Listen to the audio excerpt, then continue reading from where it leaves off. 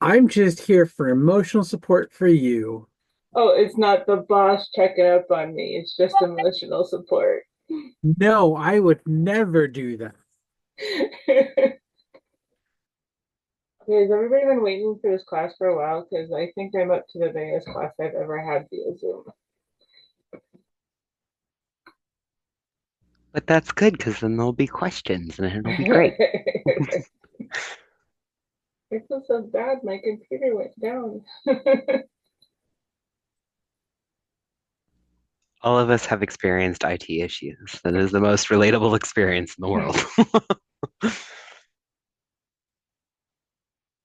And it's what keeps me employed. So, Right, right. All right, it is 2 o'clock. I am continuing to let people in though, but if you don't know who I am Miss Starry, care of Michael's daughter of the Order of the Pelican. I have been teaching pre-reg for events and gate for about 8 years. We're going to get started though, because it's going to be about an hour and a half. We're going to roll from Google Forms and PayPal at Get for pre-reg right into Gate, and using Gate and credit cards at Gate, and also the envelope method that we have taught throughout the kingdom. So the basic setup that we're going to go over the basic setups for pre-reg and being able to use PayPal for your pre-reg at your events. The one thing you do want to make sure is that in your financial policy, you want to make sure that it meets the kingdom's financial policy approval and that PayPal is approved for your branch to be able to use at gate.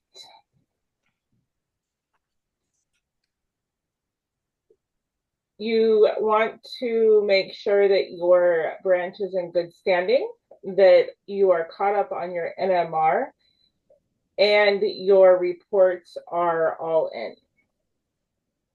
Because if they're not, when the e-pay deputy asks the Kingdom Exchequer if you're a branch in good standing and they say no, you will be turned down on using PayPal or credit cards at gate.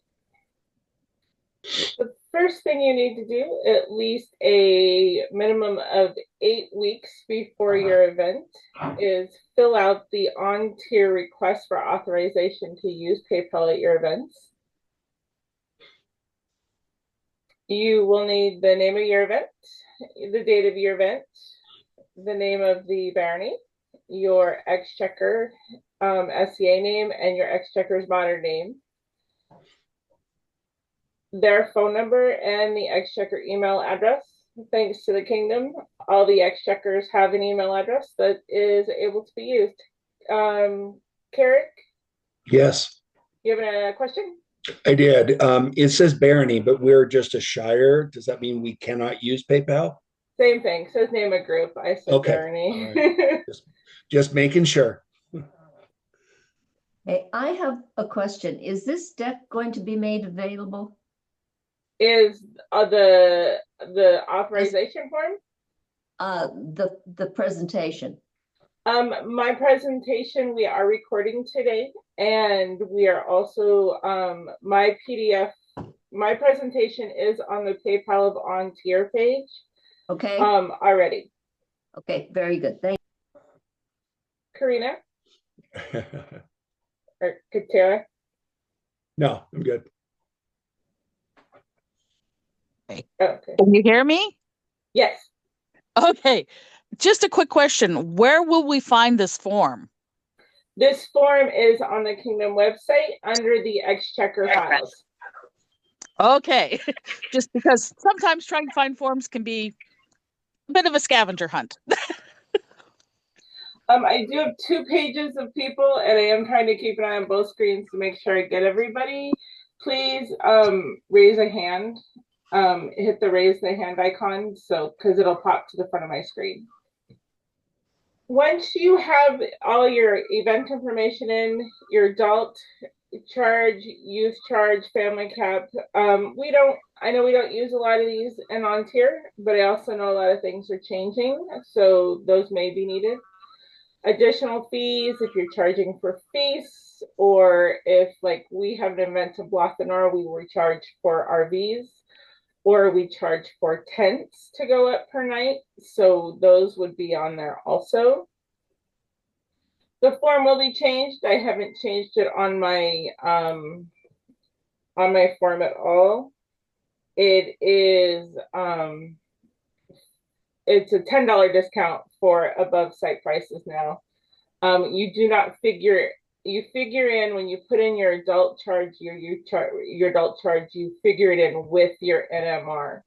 So even though in your event bid, you figure it in without your NMR, in your PayPal sheet request, you're going to do it with your NMR.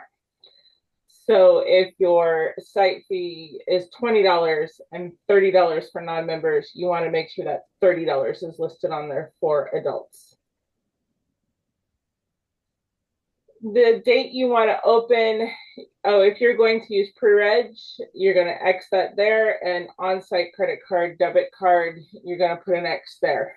Make sure if you want on-site credit cards, you do get that marked.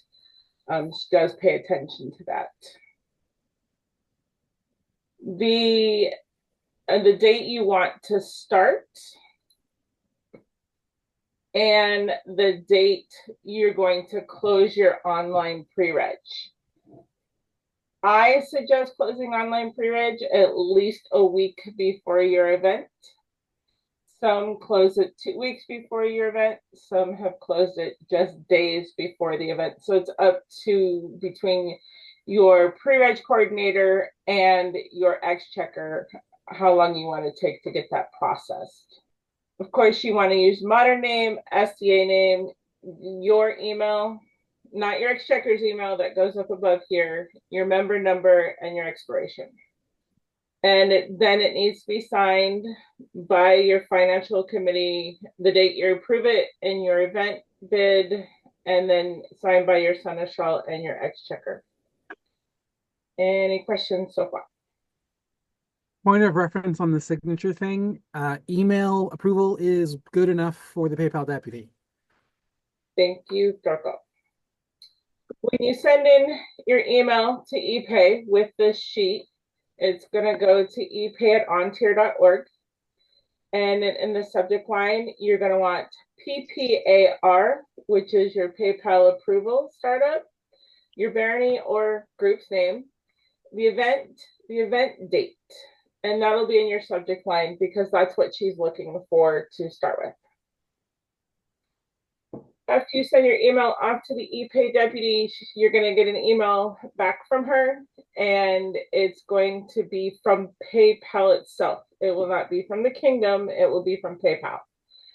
And it will have a user ID and a link that expires within 24 hours. So be sure you're watching for that email to come across to you. So I do cover a little bit about setting up Google Forms for pre-reg.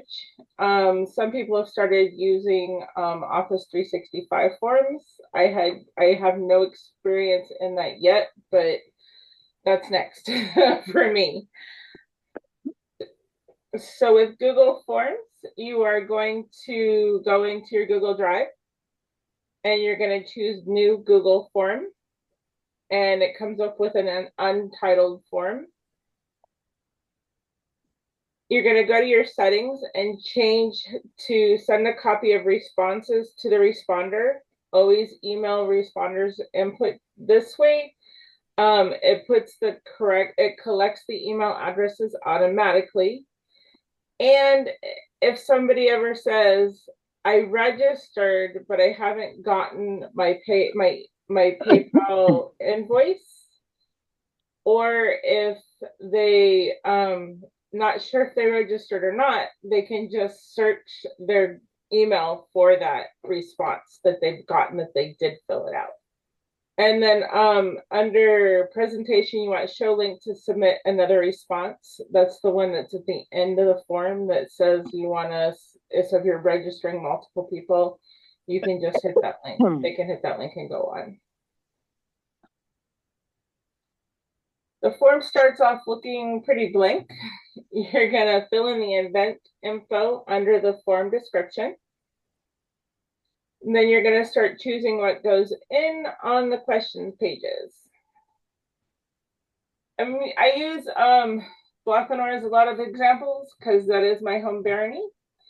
So next you're going to start putting in the information needed for pre-registration.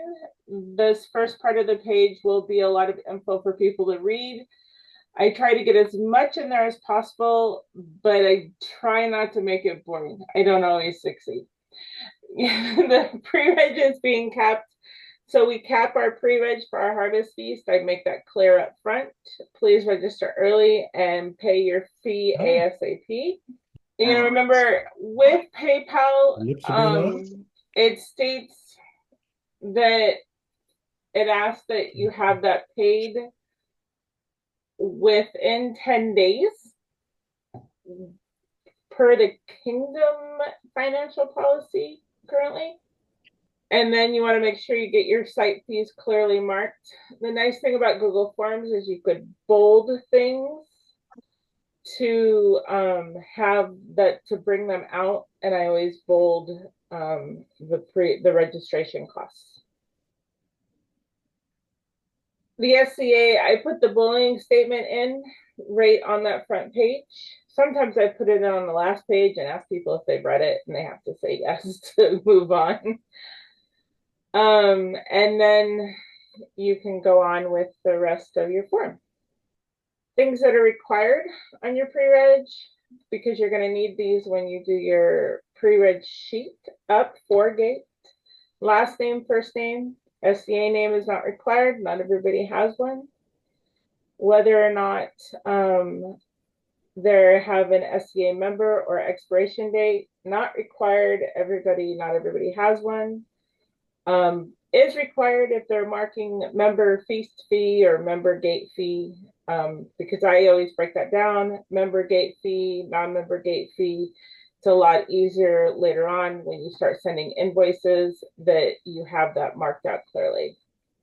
And then when you're ready to release your pre-reg form onto the interwebs, Facebook, Discord, the event page on the Kingdom calendar, you can copy the link. I suggest hitting the shorten the URL because then it's easier to just post that short version than it is a longer version. I know it's a quick overview of Google Forms. If anybody ever needs any help with Google Forms, I'm always ready and willing to do a separate class and one-on-one to help teach Google Forms. When you start getting responses to your forms, you will be able to create a Google Sheet for tracking and sending out your invoices from PayPal. So your Google Forms will have your questions that you filled out, and then it'll have a tab up at the top that says responses. You're going to go ahead under your responses, click View in Google Sheets, and you will get an Excel sheet or a Google sheet that looks pretty much like this. It will have the time and date that they registered, their email address, the last name, the first name, the SCA name,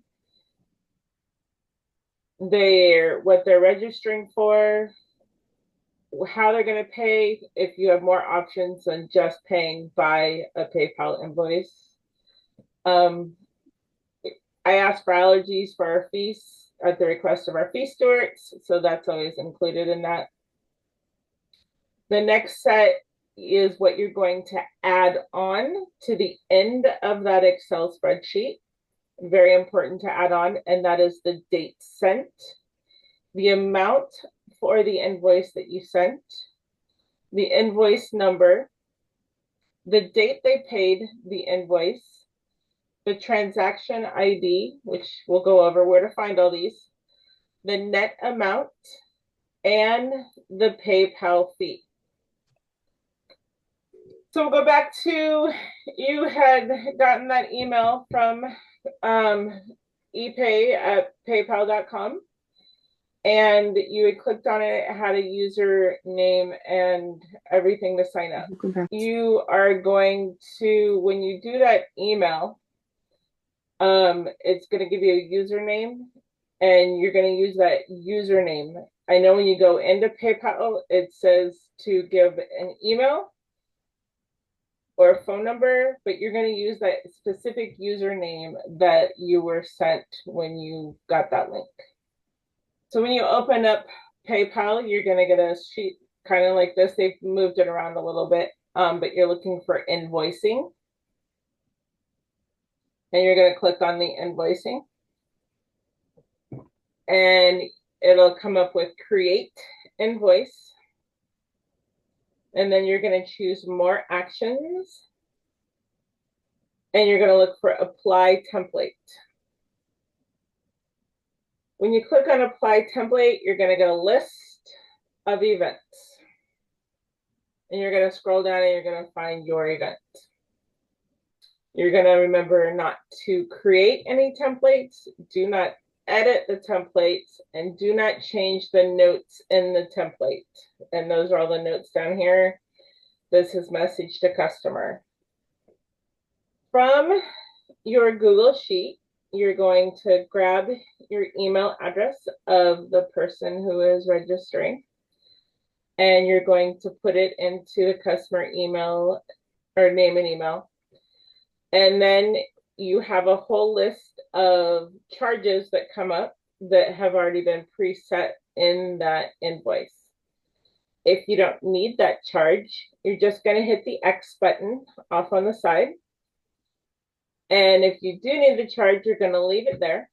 If you're billing for multiple, if you're invoicing for multiple people, say my husband and I are going to 12th night, we're both members, I'm going to change that quantity to 2. And I'm going to X everything else out because I don't need it. You're going to write down the invoice number. So like this one was invoice 9093. And I'm going to make sure that I have that, and I'm going to send it over to, and I'm going to move to my Excel sheet and write it on my Excel sheet along with the amount I would have billed out, which would have been $50. When an invoice is paid, it comes up as paid on your, when you click on invoicing, it looks like this to start with. And it will tell you that whether it's been sent or if it's pending or if it's paid. You're looking for your ones that say paid. You can look it up by the number. So under search invoice, you can put 9098. And if that invoice is within 30 days old, it will come up on your search invoice. You will click on the invoice and your focus will be on the invoice details. So it says it'll be on the left-hand side of the screen. Under invoice activity, you're looking for view details. And then you'll need to look for the transaction ID. Very important you get that transaction ID in there, because when the ePay deputy gets everything in there, she will be able to look up that transaction ID if the credit cards don't match the person's name. Mike. Oh, back a couple screens ago when you were showing the templates that you select for the events, who creates these templates? The ePay deputy makes your templates. That's why having accurate information on that original sheet that you send in has the payments and everything, all that information on it. All right, then you're going to scroll down and you're going to look for the payment details.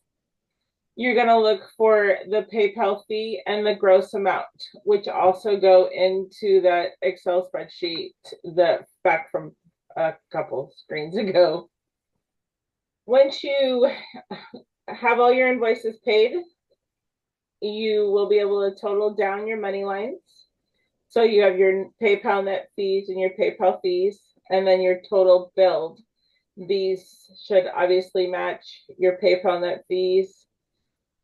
and your PayPal bill totals. Is there a way to export this data to make it easier to import into the Excel file? Which, Michelle?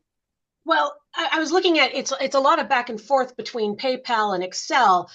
Doesn't PayPal have something that can send out like a CSV file, and so that we can dump it in a little faster than back and forth copy paste? When she pulls the things, it pulls the whole report, but only the ePay deputy can pull it. The only thing you're really copying and pasting is your transaction IDs and your PayPal net, your PayPal fees.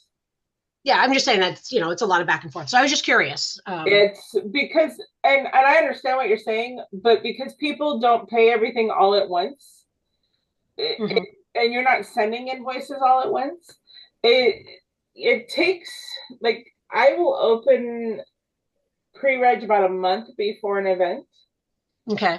and I will work it probably Monday through Friday. I don't work it on the weekends, and I like 30 minutes a day is all it takes, or less sometimes. Okay. Based off of, yeah, I understand what you're saying. It's a lot of work. Oh yeah. No, I'm just curious. I'm still new exchequer, so just Yes, curious about all absolutely. that. All right, thank you. I adore questions. I like to send out reminders to people because that invoice needs to be paid within 10 days. There is a remind button on your invoice that you can just click remind and it'll send off a reminder. If somebody doesn't have an invoice paid within 10 days and we're coming up on the event pre-reg being closed, I will often copy that email off and just send an email off to the person. Sometimes something happens where the invoice doesn't go out from PayPal to their email. I have a couple people in particular that it happens to every single time. And Alyssa, they tell me it's not even in spam. They check their spam and it's not even there. So, and I'll like copy the link to the invoice into the email. Now that's me going up and, going a step beyond what's needed, but they get paid. They go, oh my gosh, I never got that, and they pay it. When you get ready to close your pre-reg, you need to go through and cancel any unpaid invoices and let them know the invoice is being canceled, but we have a regular gate. You can certainly still pay at gate for this, but if it was a pre-reg event, that's where I go above and beyond to make sure that they get that paid. You're going to download the document into an Excel file, and then once you move it into an Excel file, make sure everything balances. I highlight in yellow when somebody has paid their PayPal when they paid their invoice, and I've reconciled it on my Excel spreadsheet.